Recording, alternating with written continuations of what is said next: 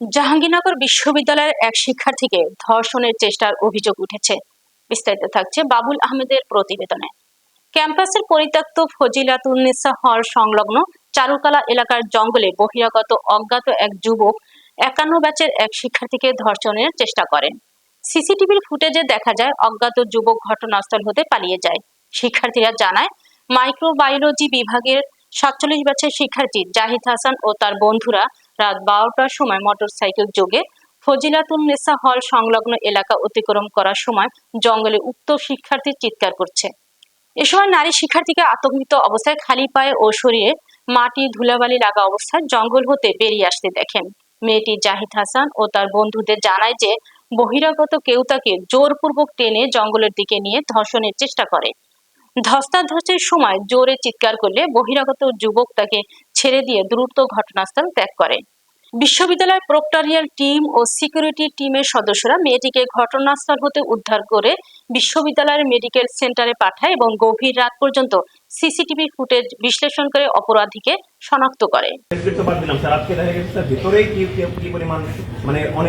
নিরাপত্তাহীনতা কি এরকম ঘটনা একটা ধর্ষণ চেষ্টার মধ্যে ঘটনা ঘটেছে।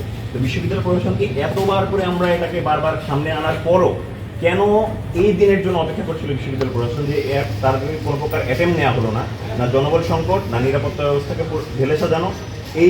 এই অবস্থায় দাঁড়িয়ে বিশ্ববিদ্যালয় প্রশাসন আসলেই কি তার কোনো জবাব দেওয়ার মুখ রাখে কিনা? আপনার এই কোশ্চেনটা আমার মনে হয় প্রশাসনে যারা আছেন তাদের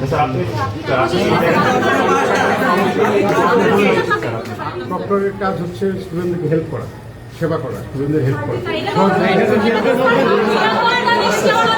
আজকে আমি বলে নিই নিরাপত্তা ইস্যুটা এটাও রেজিস্ট্রারের ভারপ্রাপ্ত ইনচার্জ, ডক্টর না।